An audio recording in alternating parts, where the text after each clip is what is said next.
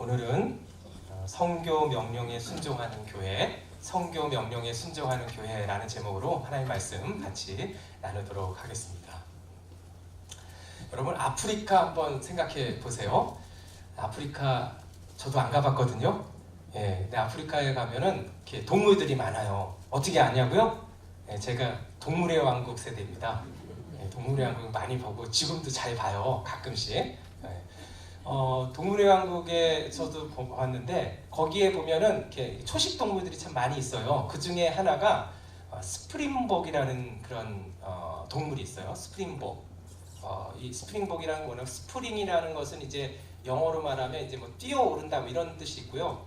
복이라는 거, 먹이라고도 이렇게 말하는 BOK라는 건데 이 복, 먹 이런 거는 뭐 영양, 뭐 또 염소 뭐 이런 거에 어떤 그러한 통칭을 한다고 그래요. 그래서 이게 뭐냐면 이렇게 뛰어오르는 그러한 뭐 영양, 또 염소 뭐 이런 거예요. 그러니까 왜 그러냐면 그 동물은 이 뛰어오르는데 한 4m 정도 뛰어오른대요.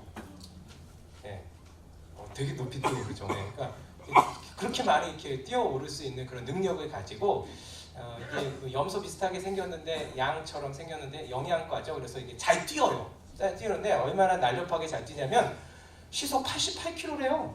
거의 90km에 이렇게 달려간대요. 그래서 이게 치타가 굉장히 빠르잖아요. 치타도 못 잡는데요. 그 정도로 빠른 게 이 스프링벅이라고 하는 그런 동물인데. 한 번은 어떤 일이 벌어졌냐면 이 아프리카에 있는 스프링벅이 그 집단으로 떼죽음을 당하는 사건이 발생한 거예요. 그래서 이게 왜 이런 일이 벌어졌나 하면서 이제 과학자들이 연구를 했는데 다른 게 아니라 이런 이유 때문에 그렇대요.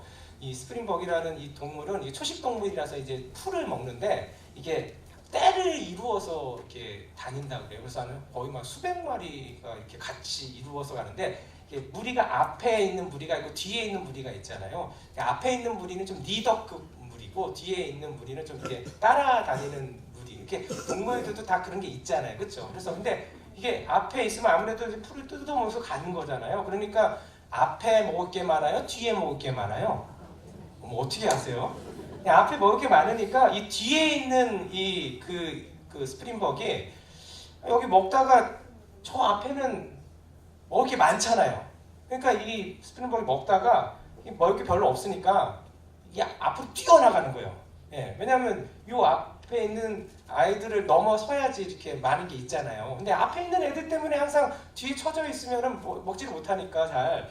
그러니까 이게 앞으로 가기 위해서 뒤에 있는 그 녀석이 이렇게 앞으로 가게 되는 것이죠. 그랬더니 이 앞에 있는 녀석들은 어떻게 돼요? 어라? 어라? 뒤에 있는 애들이 오니까 어떻게 돼요? 빼앗길 수가 없잖아요. 이게 본능적으로. 그러니까 더 뛰는 거예요, 앞으로. 그러니까 뛰니까 얘네들이 뛰니까 뒤에 있는 애들은 다 어떻게 되죠? 같이 뛰는 거예요, 그냥. 이유 없이 그냥 맹목적으로 이유도 모른 채 그냥 뛰어가는 거예요. 그러다 계속 근데 뒤에서 멈추질 않으니까 앞에는 어떻게 했어요? 멈추지 않고 계속 가는 거예요. 섬들을 뺏기지 않으려고. 그렇게 쭉 가다 보니까 이 낭떠러지에 이르는 거예요. 낭떠러지에 이르는데 속도가 너무 빠르니까 거의 88km라고 그랬잖아요. 90km에 이르렀다 그랬잖아요. 그렇게 뛰어가다가 낭떠러지에 임하니까 이게 멈출 수가 없는 거예요. 제어가 안 되는 거예요. 그러니까 어떻게 돼요? 다 그냥 떨어지게 되는 거죠. 그래서 떼죽음을 당했다라는 거예요. 그래서 이 맹목적으로 이유도 모른 채 따라가기만 급급한 그런 모습을 가르칠 때 스프링복 현상이다, 이러한 용어가 있어요. 스프링복 현상이다. 그래서 그러한 그 동물들의 어떤 특성들을 따라서 붙이게 된 것이죠. 그래서 어떤 이유도 없이 그냥 남들이 뛰니까 나도 뛰는 거예요. 어디를 향하는지도 모르지만 같이 가는 거예요. 어디를 향해서 가는지도 모르는 채 그냥 앞이 뛰니까 같이 뛰는 것이죠. 그냥 다 뛰니까 뛰는 거야. 그냥 너 왜 가? 나는 잘 모르겠어. 뛰잖아. 나도 뛰어가는 거야. 그러다 결국은 어떻게 되냐? 다 이렇게 참혹한 그러한 결과를 맞이하게 된다는 것이죠. 근데 사실 인생을 보면요, 우리가 사실은 스프링복과 같아요. 왜 뛰는지도 모르고 뛰는 거예요. 남들 뛰니까 나도 뛰는 거예요. 어디를 향해서 가는지도 잘 몰라요. 그냥 앞이 뛰니까 앞에 보고 그냥 가는 거예요. 얘네들이 가니까 나도 가는 거죠. 나 혼자 있을 수는 없으니까. 가다 보면 끝이 어디예요? 낭떠러지인데 그 낭떠러지 앞에서는 멈추지 못하는 거예요. 멈추지 못하는 거예요. 그냥 떨어져서 죽게 되는 게 바로 사실 우리의 인생이었던 것이죠. 그런데 이러한 스프링벅 속에 있었던 우리를 건져주신 분이 계시다라는 거예요. 그분이 누구세요? 예수님이신 것이죠. 예수님이 사실은 우리가 아무 인생의 목적 없이 그냥 남들이 뛰니까 나도 뛰고 그냥 가니까 그냥 방향도 모르는 채 가고 있었던 우리를 건져주신 거예요. 건져주셔서 영원한 생명이신 예수님을 바라보게 우리를 인도하여 주신 거예요. 할렐루야. 그래서 우리는 이제는 더 이상 그냥 맹목적으로 아무 이유 없이 그냥 세상이 뛴다고 해서 똑같이 방향대로 뛰는 것이 아니라 생명의 근원 되신 예수님을 바라보며 그 길로 걸어갈 수 있는 하나님의 자녀로 삼아주신 줄 믿으시기 바라겠습니다.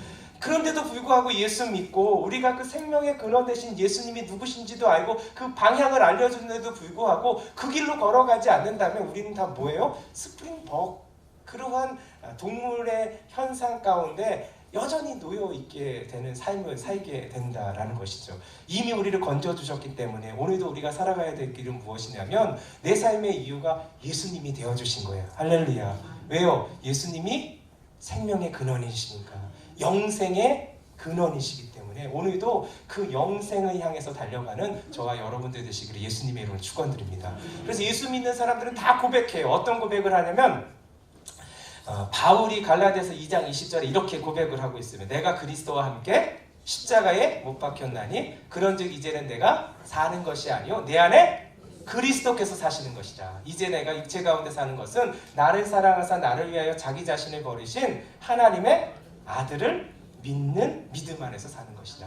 할렐루야. 그러니까 이 고백을 가진 사람들이 예수님의 은혜를 덧입은 사람이고 예수님을 믿는 사람이고 예수님을 따르는 제자라는 거예요. 그래서 이제는 목적 없이 살아가는 자가 아니라 예수 그리스도가 내 삶의 이유 된 사람들은 이제는 내가 사는 것이 아니라 내 안에 누가 사시는 거예요?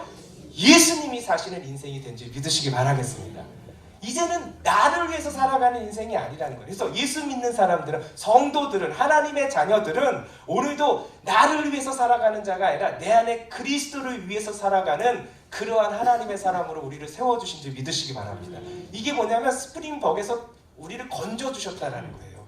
목적 없이 살아가는 것이 아니라 내 삶의 이유가 이제는 예수 그리스도이기 때문에 세상이 이곳을 향해서 간다 할지라도 그곳을 향해서 우리는 가는 자가 아니에요. 우리는 우리의 삶의 목적이신, 생명의 근원이신, 영생의 근원 되시는 예수님을 향해서 나아가는 하나님의 백성이 된 줄 믿으시기 바랍니다. 예수님만이 길이요, 진리요, 생명이시기 때문에 우리가 그 생명 대신, 진리 대신, 기 대신 예수님을 향해서 간다면 우리는 우리의 삶 가운데 날마다 하나님의 놀라운 영광을 맛볼 거고 천국을 누리게 되는 은혜가 우리 가운데 있게 되는 줄 믿습니다. 그래서 이 방향으로 나아가는 자들이 어떤 사람들이냐? 바울은 또 로마서에서 이렇게 고백하고 있어요. 우리가 살아도 누구를 위하여? 주를 위하여 살고 죽어도 주를 위하여 죽나니 그러므로 사나 죽으나 우리가 주의 것이로다. 아멘. 예수님을 믿는 사람들은 다 예수님의 소유가 된 거예요. 그렇죠?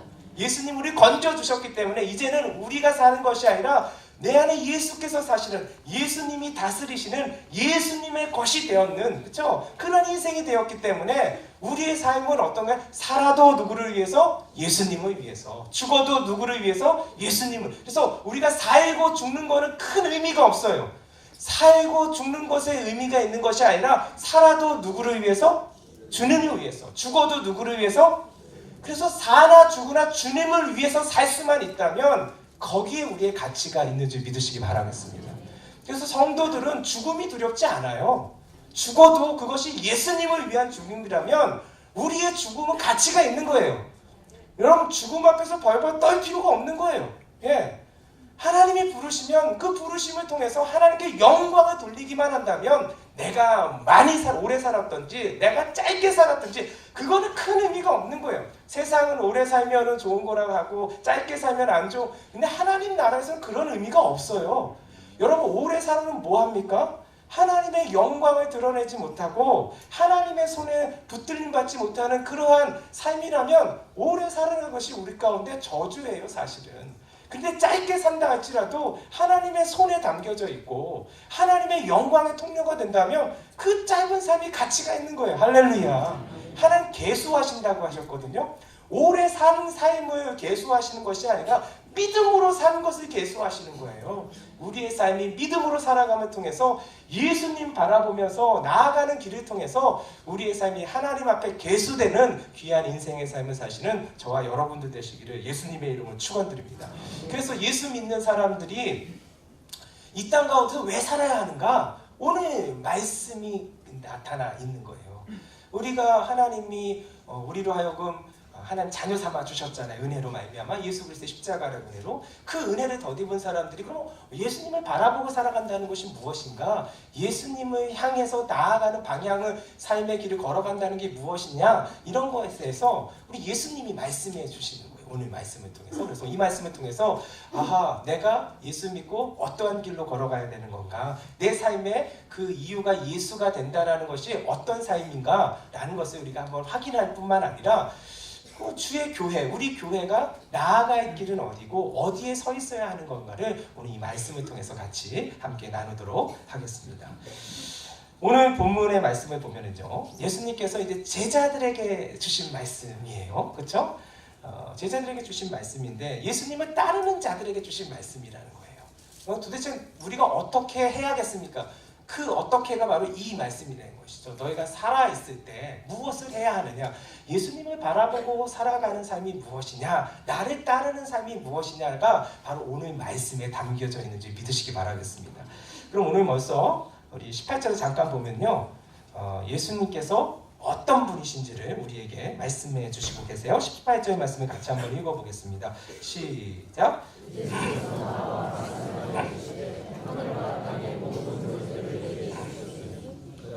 네, 18절 말씀 보니까 하늘과 땅의 모든 권세를 내게 주셨으니라고 했어요. 누가 주셨어요? 예수님이 주신 것이죠. 하나님이신, 그렇죠? 예수님이 누구에게 주셨다고요? 예수님이, 하나님이 다 주셨다라는 거예요. 하늘과 땅의 권세를, 그렇죠? 하늘과 땅의 예수님께 다 주셨다라는 거예요. 그러니까 하늘과 땅의 권세를 예수님이 지니셨다라는 거예요. 그렇죠? 여러분, 우리가 믿는 예수님이 어떤 분이시냐? 하늘과 땅의 권세를 지니신 분이라는 거예요. 여러분, 이거를 여러분 좀 이렇게 생각해 보셨으면 좋겠어요. 하늘과 땅의 권세를 지니셨다는 것은 무엇이냐? 모든 권세를 지니셨다라는 거예요. 여러분, 땅의 권세가 뭐였어요? 여러분, 이건 무엇이냐면 예수님의 권세를 능가할 수 있는 것은 없다라는 거예요. 이 세상에 어떠한 힘 있는 자가 있다 할지라도, 어떠한 권력자가 있다 하더라도 예수님의 권세를 능가할 수 없다라는 거예요. 어떤 나라의 힘도, 어떤 나라의 경제적인 어떤 그러한 권세도 예수님의 권세를 능가할 수 없다라는 거예요. 믿으시면 아멘. 예, 그렇다라는 거예요. 여러분, 예수님 앞에서는 누구도 엎드릴 수밖에 없다라는 거예요. 이 땅의 모든 것들이 예수님 앞에서는 다 엎드릴 수밖에 없다라는 거예요. 이 세상의 흐름, 이 세상의 변화, 이 세상의 어떠한 그런 힘, 여러분, 예수님 앞에서는 그 권세가 예수님의 권세보다 넘어설 수가 없다는, 그만큼 그 권세를 가지신 분이 누구시다? 예수님이시라는 거예요. 우리 지난 여름에 보면 폭염이 있었잖아요. 예, 그거 어떻게 할 수가 없잖아요. 그렇죠? 그리고 태풍도 불어오면 어떻게 할 수가 없잖아요. 또 요즘은 세계에 어떤 게 있냐면 기후 변화들이 너무 심각해서 여러분, 이 모든 자연현상들조차도 예수님의 권세 앞에서는 무릎을 꿇을 수밖에 없다라는 거예요. 그분이 바로 하늘과 땅의 권세를 지니신 예수님이시라는 거예요. 여러분, 하늘에서도 그 권세가 누구도 넘버볼 수가 없다라는 거예요. 이게 뭐냐면 하늘의 어떤 존재도, 하늘의 어떤 것도 예수님을 능가할 수 없다라는 거예요. 그러한 권세를 지니신 분이 예수님이시라는 것이죠. 그래서 어떤 죽음도, 어떤 천사도, 어떤 그런 악한 세력들도 예수님의 권세를 능가할 수 없다라는 거예요. 그러한 분이 누구시냐? 우리가 믿는 예수님이시라고 오늘 우리에게 말씀해 주시는 거예요. 하나님이 그 하늘의 모든 권세와 땅의 모든 권세를 다 예수님에게 주신 거예요. 할렐루야. 예. 그래서 이 하나님이신 예수님이 이 권세를 지니셨다는 것은 무엇이냐면 예수님이 하나님이시라는 거예요. 그렇잖아요. 그렇죠? 그래서 한 번 열면 닫을 자가 없고 한 번 닫으면 열 자가 없는 분이 바로 예수님이신 것이죠. 여러분, 창세기에 보면 하나님이 말씀하시잖아요. 말씀하시면 다 어떻게 되었어요? 이루어졌죠. 그러니까 이게 무엇이냐면 그러한 하늘과 땅의 권세를 지니신 예수님이 지금 말씀하신다라는 거예요. 그럼 뭐예요? 다 이루어지게 되어 있는 것이죠. 오늘 이 말씀이 이루어지게 될 거예요. 그렇죠? 그 은혜가 담긴 말씀이라는 것을 여러분들 믿으시기 바라겠습니다. 그러면 우리 19절, 20절. 그러면 예수님께서 무엇을 요청하셨는지 한번 볼까요? 19절, 20절 같이 읽어보겠습니다. 시작. 그러므로 너희는 가서 모든 민족을 제자로 삼아 아버지와 아들과 성령의 이름으로 세례를 베풀고 내가 너희에게 분부한 모든 것을 가르쳐 지키게 하라. 볼지어다 내가 세상 끝날까지 너희와 항상 함께 있으리라 하시니라. 아멘. 예수님이 제자들에게 말씀하시고 부탁하시고 명령하신 게 무엇이냐면 가라는 거예요. 예, 가서 뭐 하라고요? 제자를 삼으라는 거예요. 제자를 삼는 것이 무엇입니까? 누구를 전하는 거예요? 복음을 전하고 복음이신 예수님을 전하시는 것이죠. 그렇죠? 복음을 전하는 삶을 살라는 것이죠. 가서 복음을 전하라. 그리하서 예수 그리스도를 전하고 예수님이 우리를 위해서 십자가에서 죽으시고 사흘 만에 부활하신 것을 전하라는 거예요. 그래서 너희가 제자가 됐듯이 그들도 제자가 되도록 너희가 그 통로의 역할들을 감당하라고 오늘 예수님께서 우리에게 말씀하여 주시는 줄 믿습니다. 제자들에게 주신 말씀이기도 하고 오늘도 예수님을 믿고 예수님을 따르는 자들에게 동일하게 주시는 말씀이에요. 그래서 예수 믿는 사람들이 살아가는 길은 무엇이냐면 가야 하는 거예요. 그리고 뭐 해야 되는 거예요? 복음을 전해야 되는 거예요. 그러니까 우리의 삶의 이유가 어디에 있느냐? 예수 그리스도가 삶의 이유라면 우리가 어디에 있든지 무엇을 하든 것 때를 얻든지 못 얻든지 우리가 해야 될 것은 무엇이냐면 주님의 마음을 가지고 가야 하는 거예요. 가서 뭘 해야 되는 거예요? 복음의 빛을 비추는 것이죠. 그러한 삶이 우리의 삶이 될 때 예수님을 따르는 삶, 예수님을 믿고 의지하는 그러한 삶이 될 줄 믿습니다. 그런데 누구한테 전했냐는 거예요. 제자들한테 전해진 거예요. 제자들한테 이러한 말씀을 주시고 부탁하시고 명령하신 거예요. 그렇죠? 근데 제자들이 어떤 자들이에요? 제자들은 예수님의 부활하심을 보았는데도 불구하고, 그렇죠? 보았는데도 불구하고 어찌할 바를 모르는 그런 사람들이었어요. 예를 들면은 제자들이 다 예수님 승천하시잖아요. 부활하시고 나서 만나잖아요, 예수님이. 근데 도마는 어떻게 됐어요? 난 못 봤다라는 거 아니에요. 네? 나는 못 봤기 때문에 너희들이 봤다고 해도 내 손으로 예수님의 그 창자국과 손자국을 만져보지 않는 이상 나는 못 믿겠다. 이랬던 사람들이 제자들이었다라는 거예요. 제자들. 그렇죠? 그래서 또 예수님이 또 그 마음을 아시니까 또 뭐 도마 있을 때 나타나셨잖아요. 그래서 한번 만져볼래? 또 이렇게 하시잖아요. 또 그렇죠? 그랬는데도 불구하고 제자들이 어떻게 되냐? 다 어떻게 되냐면 그 부활하신 예수님을 만났는데도 그 11제자들이 어떻게 되냐? 다 각기 흩어졌어요. 그렇죠? 생업을 또 쫓아갔어요. 그래서 고기 잡는 사람들은 고기 같이 잡고 있고 막 그럴 때 그때 다시 또 예수님 만나 주시잖아요. 이랬던 사람들이 누구냐? 제자들이었다는 거예요. 부활하신 예수님을 만나도 도대체 뭘 어떻게 해야 될지도 모르는 그러한 자들이 바로 제자들이었다. 힘이 없고 나약하고 연약하고 부족한 자들이었다는 것이죠. 그런데 그 부족한 자들을 통해서 예수님께서 무엇을 맡겨주셨냐면 거룩한 사명을 맡겨주셨다는 거예요. 할렐루야. 우리도 마찬가지예요. 우리가 능력이 많지가 않아요. 그리고 부족해요. 그리고 완전하지 못해요. 그렇죠? 그럼에도 불구하고 오늘도 주님께서 우리를 거룩한 사명자로 세워주신 줄 믿습니다. 근데 예수님이 제자들한테 이러한 사명을 주실 때는 능력이 없는 거 알아요. 그렇죠? 힘이 없는 것도 알아요. 연약한 것도 알아요. 부족한 것도 알아요. 그런데도 불러주신 것은 무엇이냐면 사명자로 세워주신 것은 무엇이냐면 복음을 전하는 일들, 하나님의 나라가 임하는 것은 너희가 하는 것이 아니라 누가 하시는 것이라고요? 하나님이 하신다라는 거예요. 할렐루야. 다만 제자들이 해야 될 것은 무엇이냐면 하나님의 역사가 나타나는 현장 가운데 주님의 손이 되어주고 주님의 발이 되어주고 주님의 입이 되어주셔서 그 역할을 감당하기만 한다면 하나님의 나라가 임하고 하나님의 역사가 일어나는 것은 하나님이 책임져 주신다는 거예요. 그래서 제자들이 해야 될 것은 한 가지밖에 없었던 거예요. 그건 뭐냐면 저를 따라서 순종이에요. 순종.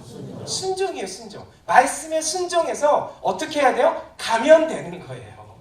가서 뭐 하면 돼요? 복음을 전하면 되는 거예요. 가서 복음을 전하면, 예수 그리스도를 전하면 그 다음은 누가 하시는 거예요? 하나님이 하신다라는 거예요. 믿으시면 아멘. 그래서 사도행전의 기록이 무엇이냐면 그 말씀에 순종한 기록이거든요. 순종해서 갔더니, 그리고 가서 복음을 전했더니 하나님의 나라가 임했다라는 거예요. 사도행전 13장에 보면 이런 말씀이 있어요. 영생을 주시기로 작정된 자는 다 믿더라. 영생을 주시기로 작정된 자는 다 믿게 되는 놀라운 역사가 주의 복음을 가지고 나아가는 자에게 임했다라는 거예요. 그래서 바울과 또 바울의 선교팀이 같이 가잖아요. 같이 가는데 가서 뭐 이렇게 환영하지 않았어요. 그렇죠? 유대인들은 다 거부하고, 유대인들은 막 그 복음을 전한다고 해서 막 여러 가지 어렵게 만들잖아요. 그렇죠? 그리고 바울의 선교를 보면은 막 돌 던지는 경우도 막 있었어요. 막, 그렇죠? 돌에 맞기도 하고 너무너무 힘들기도 하고 그랬던 건데, 근데 중요한 건 뭐냐면 사도행전의 기독의 역사가 뭐냐면 영생을 주시기로 작정된 자는 다 믿게 되는 역사를 기록하게 되었다는 거예요. 그런데 어떠한 자가요? 바울이 그 말씀에 순종해서 갔더니, 그곳에 갔더니 가니까 만나게 되고, 만나서 복음을 전하니까 다 믿는 건 아니에요. 하지만 하나님이 영생을 주시기로 작정된 자는 그 복음의 메시지로 인해서 구원을 받게 되는 놀라운 역사가 일어났다는 것이죠. 할렐루야. 바울의 2차 선교 여행을 보면은 바울이 이제 사실은 1차 선교 여행 갔다 온 곳을 사실 한 번 더 방문하려고 했었던 거예요. 그런데 갑자기 바울에게 주님이 나타나시는 것이죠. 주님이 환상을 보여주시는 것이죠. 그 마게도니아인 환상을 보여주시는 거예요. 그래서 마게도니아 사람이 이렇게 부르는 거예요. 건너와서 우리를 도우라, 우리를 도우라. 그래서 원래 사실은 바울은 이렇게 넘어가지 않으려고 그랬어요. 그런 마음이 없었어요. 넘어간다는 건 뭐냐면 이 터키에서 이제 어디예요? 그 유럽 쪽으로 넘어가야 되는데 그 계획을 안 세운 건데 주님의 성령이 이렇게 건너와라 하는 그런 환상을 보여주시니까 그 말씀에 순종해서 간 거예요. 그랬더니 어떤 역사가 일어나요? 첫 번째 그 성인 빌립보 성이 이르잖아요. 거기서 누구를 만나게 되면 자주장사 루디아를 만나게 되는 거예요. 여러분, 유럽의 첫 번째 성도가 누군지 아세요? 지금 말했잖아요. 루디아예요, 루디아. 예. 루디아가 첫 번째 성도가 되는 거예요. 유럽에서. 근데 바울이 만약 가지 않았으면 어떤 일? 그런 일이 벌어지지 않잖아요. 하나님이 영생을 주시기로 작정된 자는 순종만 하면은, 가서 전하기만 하면은 믿게 되는 놀라운 역사가 임하게 되는 줄 믿으시기 바랍니다. 그곳에 또 어떤 일이 벌어져요? 점치는 어떤 귀신 들린 여종이 있잖아요. 근데 그 여종을 그 귀신을 내쫓아줬어요. 너무 시달리니까 바울이. 그렇죠? 그랬더니 근데 세상에 좋은 일이잖아요. 아니에요? 너무 좋은 일이죠. 그런데 세상에 그 귀신 들린 여종을 통해서 돈을 버는 사람들이 있었다라는 거예요. 주인들이죠, 주인. 한 사람이 아니었나 봐요. 그 사람들이 이제는 돈을 못 버니까, 왜냐하면 귀신이 떠나가니까 점을 못 치는 거예요. 그러니까 돈을 못 버니까 그것을 한 바울을 갖다 어떻게 감옥에 쳐넣게 돼요. 예. 근데 하나님께서 어떠한 역사를 벌여주세요? 하나님이 그 밤에 옥문이 열리게 되는 역사를 벌여주세요. 근데 간수장이 그것을 알게 되고 깜짝 놀라게 되죠. 근데 자기의 본분 역할을 못하게 된 것이고 다 죄수들이 도망갔을 거 아니에요. 자결하려고 할 때 바울이 어떻게 돼요? 뭐 하냐고, 하지 말라고, 하지 말고, 우리 다 여기 있다고. 그렇죠? 그래서 어떤 역사가 일어나요? 간수장 가족들이 예수님을 영접하게 돼요. 할렐루야. 그래서 우리가 너무 잘 아는 말씀이 거기서 나와요. 주 예수를 믿으라. 그리하면 너와 내 집이 구원을 받으리라, 얻으리라. 할렐루야. 이 놀라운 말씀이 순종하니까 임하게 되는 거예요. 여러분, 우리도 순종하기만 하면 됩니다. 내가 능력이 있어서 복음을 전하는 것이 아니라, 내가 어떤 힘이 있어서 무엇을 하는 것이 아니라, 그저 우리는 뭐 하면 되냐? 순종하면 되는 거예요. 그 순종이 뭐냐? 가야 되는 거예요. 가서 복음의 빛을 비추기만 하면 영생을 주시기로 작정된 자는 오늘도 믿게 되는 놀라운 역사가 임하게 되지 믿습니다. 예. 그러한 순종을 할 때 하나님께서 우리에게 약속하신 것이 있어요. 주님이 약속하신 것이 있어요. 그 약속이 20절 후반절에 나타나는데 볼지어다부터 한번 읽어보겠습니다. 시작. 볼지어다 내가 세상 끝날까지 너희와 항상 함께 있으리라. 아멘. 예수님이 친히 우리와 어떻게 하신다고요? 함께 있으리라. 할렐루야. 아니 주님이 나와 함께 있으면 되는 거잖아요. 주님이 나와 함께 해주신다라는 놀라운 약속이 언제 우리 가운데 임하고 보여지게 되고 경험되어지냐면 우리가 하나님의 말씀, 주님의 말씀에 순종해서 가서 복음을 전하게 될 때 주님이 오늘도 우리와 함께 해주시는 놀라운 은혜를 우리가 맛보게 될 줄 믿으시기 바라겠습니다. 하나님이 우리와 함께 하신다라는 거예요. 언제까지요? 세상 끝날까지. 세상 끝날까지 주님이 나와 함께 하신다는 놀라운 은혜가 우리 가운데 끊이지 않는다라는 거예요. 여러분 주님이 우리와 함께하면 되는 겁니다. 그렇잖아요. 예, 시편에 보면 이런 말씀이 있어요. 여호와께서 집을 세우지 아니하시면 세우는 자의 수고가 헛되며 여호와께서 성을 지키시지 아니하면 파수꾼의 깨어있음이 헛되도다 그랬어요. 아무리 지키려고 해도 아무리 수고하고 땀 흘려도 우리가 하려고 그러면 안 된다는 거예요. 우리의 집 우리가 세우고 싶지 무너뜨리고 싶어요? 그런데 세상의 그 적들은 우리보다 더 크다라는 거예요. 그래서 어떻게 하면 우리를 무너뜨릴까 공격하면 속수무책인 거예요. 우리의 성이요? 지키고 싶지 누가 그거 빼앗기고 싶겠어요. 그런데 그 성을 빼앗으려는 그러한 적들은 너무 크다라는 거예요. 그래서 못 지킨다는 거예요. 아무리 깨어 있어도 그 적들의 그 침략을 막을 수가 없다는 거예요. 그런데 여호와께서 우리의 집을 지켜주시면 할렐루야. 아니 누가 그 집을 침범할 수가 있겠어요? 여호와께서 지켜주시는데 여호와께서 우리의 성을 지켜주시는데 누가 그 성을 침범할 수 있겠어요? 흔들 수가 있겠어요? 왜요? 우리 주님은 하늘과 땅에 권세를 지니신 분이세요. 그 주님이 함께 하신다라는 거예요. 어려움이 있을 수 있어요. 힘듦이 있을 수 있어요. 장애물이 우리 가운데 있을 수 있어요. 그렇지만 그것 때문에 무너지지 않는다라는 거예요. 우리 주님이 함께 하심을 통해서 낮의 해가 우리를 상하지 않게 하시고 밤의 달이 우리를 해치 않도록 우리를 보호하시고 지키시는 놀라운 은혜가 주님의 함께 하심 가운데 있는 줄 믿으시기 바라겠습니다. 그 약속을 주신 거예요. 그렇다면 오늘도 우리가 복음을 전하는 삶을 살아간다는 게 무엇인가? 예수님 바라보고 살아가는 사람들은 예수님 가신 길을 걸어가는 사람들이잖아요. 그렇죠? 그 삶이 바로 무엇이냐면 복음을 전하는 사명자의 삶이라는 거예요. 오늘도 우리가 사는 이유가 거기에 있다는 거예요. 그렇다면 여러분 복음을 전하는 삶이 어떤 삶일까라는 거예요. 그 마음 가운데 무엇이 있냐면 한 가지만 기억했으면 좋겠어요. 제가 보니까 예수님이 걸어가신 길을 볼 때 예수님 가운데 있었던 한 가지를 생각하라면 물론 사랑이에요. 사랑. 그렇죠? 근데 사랑인데 우리가 한 가지만 생각했으면 좋겠어요. 저를 따라서 희생. 희생이 없는 사랑은 사랑이 아니다.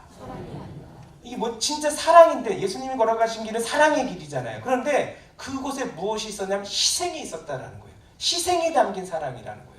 여러분 진짜 우리가 예수님 바라보고 그 길을 걸어가고 복음을 전하는 삶을 살기를 원한다면 희생해야 합니다. 희생. 여러분 이 희생이라는 게 그 의미를 제가 한번 찾아봤어요. 다른 사람이나 어떤 목적을 위해 자신이나 가진 것 등을 바치거나 포기하는 것이 희생이라고 해요. 희생. 예전에 보면은 그 우리 부모님들의 삶이 희생하는 삶이셨어요. 이 희생이라는 게 참 이렇게 고귀하고 숭고한 거예요. 되게 아름다운 거예요. 그 부모님의 희생으로 저도 여기 있잖아요. 그렇죠? 예전엔 다 희생하셨어요. 그래서 자신들은 먹을 거 잘 안 먹으시고 자신들은 입을 거 잘 안 입으시고 누구만 챙기셨어요? 자식들 챙기시는 삶을 사셨어요. 희생하신 것이죠. 근데 그게 아깝지 않았어요.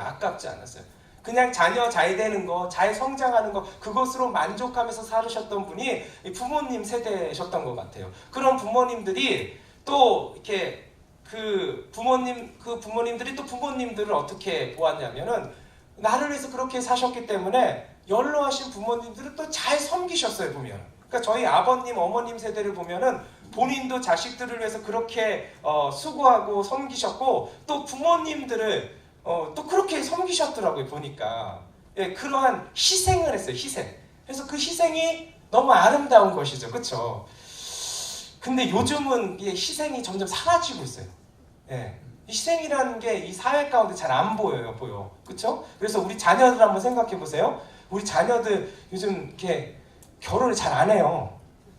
예, 결혼해도 자녀를 잘 안 낳으려고 해요. 예, 그 이유가 뭐게요? 그 이유는 한 가지예요. 내가 희생하고 싶지 않은 거예요. 예, 결혼을 좀 자꾸 이렇게 늦추는 이유가 뭐냐면 내가 희생하고 싶지 않아요. 내가 쌓아놓은 것들을 결혼함을 통해서 잃게 되는 게 싫은 거예요. 결혼해서도 자녀가 되면은 이 여러 가지 어려운 상황들이 발생하는 거잖아요. 그럼 그게 싫은 거예요. 내가 어떻게 해서 여기까지 왔는데. 그래서 이렇게 희생하는 게 싫은 거예요. 사회적인 현상이 그런 거예요. 예. 그리고 여러분 보세요. 예전에는 그 부모님들 이렇게 모시는 것이 아름다웠어요. 되게 희생이긴 하지만 또 그 안에서 또 주는 또 복이 있어, 행복이 있었어요. 그런데 여러분 요즘은 여러분 우리 어르신들 여기 많은데 자녀들이 이렇게 모시는 것은 생각도 마십시오. 예. 이게 뭐냐면 이게 사회적인 현상이 그런 거예요. 예. 그리고 사실 우리 어르신들도 제가 많이 저희 어머님도 그러시는데 같이 살고 싶진 않아요. 예. 아유 내가 이 노년에 내가 왜 부담 가지고 사냐? 내가 왜 니네 집에 사니? 다 이런 마음이 있어요. 근데 서로 부담을 주고 싶지 않은 거예요. 희생이라는 게 점점 사라지는 시대에 우리가 살고 있다는 것이죠. 그런데 너무 안타까운 것은 이런 사회적인 현상으로 말미암아 교회도 희생을 안 해요. 점점 희생이라는 게 사라져요. 예. 그러니까 내가 그 손해를 보는 걸 싫어해요. 교회가 손해를 보는 걸 싫어해요. 교회도 이득을 얻어야 되고 교회가 또 우리잖아요. 또 내 삶 가운데 손해 보는 걸 싫어해요. 예. 뭔가가 이렇게 하나를 주면 하나를 받아야 되고 안 받으면 손해잖아요. 예. 그런 건 하기 싫은 거예요. 그런데 여러분 우리가 예수님의 길을 걸어가잖아요. 근데 예수님의 길은 뭐냐면 예수님 한번 생각해요. 예수님은 희생의 길을 걸어가신 거예요. 희생. 한번 생각해요. 예수님 하나님이시잖아요. 하나님이신 예수님이 높고 높은 하늘 보좌를 버리시고 낮고 낮은 이 땅 가운데 오신 거예요. 그렇죠? 이게 희생이죠. 안 오셔도 되는데 이 땅에 오셨단 말이에요. 이 땅에 오는데 창조주이신 예수님이 피조물인 인간이 되신 거예요. 그걸 갇히게 된 이 희생이잖아요. 그렇죠? 예수님은 시공간이 없으신 분이세요. 하나님이시니까. 그런데 갇히게 된 거잖아요. 인간으로 갇히게 돼서 그 제한적인 삶을 살게 되신 거잖아요. 그게 희생이잖아요. 예수님이 이스라엘에 오셨어요. 이스라엘의 왕이셨잖아요. 그렇죠? 이 땅의 왕이시기도 하지만 특별히 이스라엘 하나님의 백성들에게 왕이잖아요. 그런데 왔는데 자기 백성들이 왕을 인정을 안 하는 거예요. 무시당하고 모욕하고 그렇죠? 수치를 당하는 그러한 삶을 예수님께서 묵묵히 당하셨어요. 그냥 그것 때문에 화내시지 않으셨어요. 희생하신 것이죠. 어디까지 희생하셨어요? 나 때문에 돌아가신 거예요. 십자가에서 자신의 몸을 찢어주시고 자신의 피를 다 흘려주실 정도로 희생하셨다는 거예요. 왜요? 사랑하시기 때문에. 이유는 한 가지밖에 없어요. 여러분 우리 어머님들이 자녀 이렇게 낳으시잖아요. 모든 인생의 고통 중에 최고의 그러한 고통의 레벨을 이렇게 한다면 해산의 고통이 그렇게 크다고 그러더라고요. 죄송합니다. 제가 잘 모르겠어요. 그런데 제일 크대요. 그게. 어떤 분은 저한테 그게 어떤 고통하고 비슷해요? 그러면 치통하고 조금 비슷한데 그거보다 훨씬 더 이렇게 크다고 하시더라고요. 그러니까 이게 어떻게 할 수가 없는 것이죠. 그렇죠? 그러한 아픔을 겪음을 통해서도 여러분 왜 어머니들이 그 아이 낳는 것을 포기하지 않아요? 아이를 사랑하니까 그런 거예요. 태중에 있는 아이가 너무 사랑스러운 거예요. 내 생명보다도 더 소중한 거예요. 그래서 그 해산의 고통을 포기하지 않는 거예요. 그래서 아이를 낳잖아요. 그렇죠? 그 사랑이 바로 예수님이 우리를 향하신 사랑이었다라는 거예요. 예. 오늘도 그렇다면 우리가 어떻게 살아야 되느냐? 한 가지예요. 여러분 우리의 삶 가운데 주님 때문에 희생의 삶을 살아가기 원합니다. 여러분 가는 게 희생이에요. 누구한테 가요? 우리가 원하지 않는 사람한테 가는 거잖아요. 우리를 싫어하는 사람, 미워하는 사람한테 갈 수 있는 거잖아요. 그렇죠? 그들에게 가야 하는 거예요. 우리에게 힘들게 하고 여러분 부담스러운 사람하고 같이 밥 먹고 싶어요? 얹히잖아요. 근데 가야 하는 거예요. 가야 하는 거예요. 왜냐하면 예수님이 가라고 하셨잖아요. 우리가 가라고 하는 게 무슨 저 멀리 있는 뭐 외국에 나가서 그게 선교가 아니에요. 우리의 삶 가운데 정말 그리스도인으로서 예수님 바라보며 예수님 걸어가신 그 사명자의 길을 산다는 것은 무엇이냐면 우리의 삶의 터전 가운데 우리가 정말로 힘들어하는 사람들, 우리에게 부담을 주고 있는 사람들, 우리를 억울하게 만들었던 사람들, 그들에게도 가야 한다는 거예요. 가서 어떻게 해야 돼? 복음의 빛을 비춰야 된다는 거예요. 복음의 빛이 무엇이야? 다른 게 아니라 예수님이 하신 것처럼 욕도 먹을 수도 있고 또 오해도 당할 수도 있고 그건 아닌데 여러분 하소연할 수 없는 그런 상황들이 올 수도 있지만 오늘도 고개 숙이는 거예요. 그냥 잡는 거예요. 받아주는 거예요. 여러분 그러면 힘들죠. 아프죠. 그렇죠? 억울하죠. 여러분 그 길이 예수님 가셨던 길이라는 거예요. 오늘도 그 길 걸어가는 저와 여러분들 되셨으면 좋겠습니다. 근데 이걸로 끝나지는 않는다라는 거예요.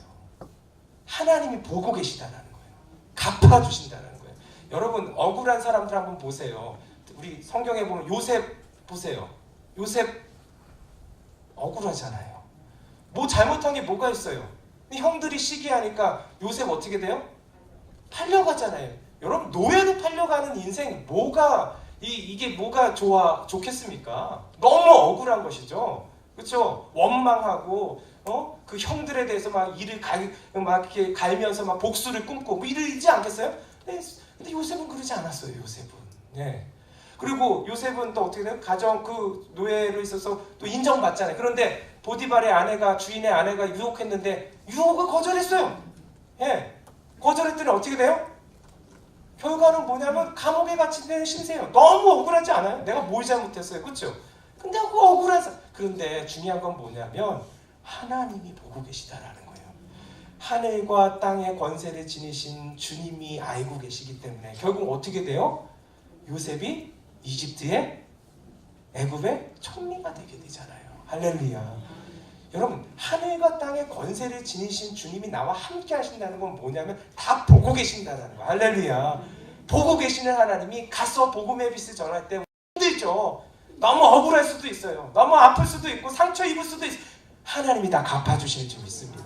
그 역사가 우리 가운데 임해서 나도 살고 그들도 살고 우리 모두가 사는 놀라운 역사가 하나님의 말씀에 순종할 때 임하게 되면 믿으시기 바라겠습니다. 우리 교회적으로도 하나님의 말씀에 순종해서 우리가 지금까지 선교를 했어요. 그렇죠? 제가 이렇게 살펴보니까 우리가 올 한 해도 어떠한 희생을 했냐면 우리가 한 명의 파송 선교사님을 보냈잖아요. 그렇죠? 그래서 인도네시아 가운데 우리 배정조 이내영 선교사님 보내갖고 예디자 교회를 세우게 하시고 그 교회를 통해서 하나님 역사를 일으켜야 하는데 우리가 헌신한 거예요. 그렇죠? 올해도 또 어떤 헌신했냐면 선교사님 후원도 할 뿐만 아니라 우리 유치원도 지었잖아요. 유치원 지어갖고 어린아이들 31명의 어린아이들이 그곳에서 주님의 말씀 듣고 성장하게 된 놀라운 은혜를 덧입게 된 거예요. 할렐루야. 예, 그것으로 끝나지 않아요. 우리가 섬긴 게 어떻게 해요? 또 3명의 선교사님들 지금 섬기고 있고, 그렇죠? 그리고 또 4개의 미자립 교회가 있더라고요. 그리고 또 우리 8개의 선교 단체들을 지금 섬기고 있어요. 그렇게 우리가 1년을 섬겼던 거예요. 할렐루야. 우리가 말로만 주를 위하여 사는 것이 아니라 우리가 실질적으로 이러한 섬김을 우리 교회적으로 했던 것이죠. 할렐루야. 그리고 또 이것으로 그치지 않았어요. 지난 우리 추수감사절 때 우리 하나님의 사랑을 같이 나눴잖아요. 그래서 170명의 그 분한테 그 사랑을 나눠주는 놀라운 은혜를 우리 교회가 행했던 거예요. 그리고 매주 목요일마다 노숙자들을 섬기고 있고요. 또 수요일에는 여리고 전도로 복음을 전하고 있고 토요일에는 빌립 전도로 복음을 전하는 귀한 역할들을 우리 교회가 우리 2018년도에도 섬겼던 것을 보게 되거든요. 계속해서 이 길로 걸어가는 우리 교회가 되었으면 좋겠어요. 교회적으로도 우리 교회가 존재의 이유가 무엇이냐? 예수님 전하는 데 있습니다. 믿으시면 아멘. 우리의 삶도 마찬가지. 내가 오늘도 살아가는 이유가 뭐냐? 예수님이 말씀하신 것을 가서 복음을 전하는 삶, 우리의 삶의 터전 가운데서 복음을 전하는 복된 삶을 살아갈 때 오늘도 하나님께서 우리 가운데 우리와 세상 끝날까지 함께 하시는 놀라운 은혜를 우리 가운데 보여주시고 또 느끼게 해주시고 경험시켜 주시는 은혜가 계속해서 이어지게 될 줄 믿습니다.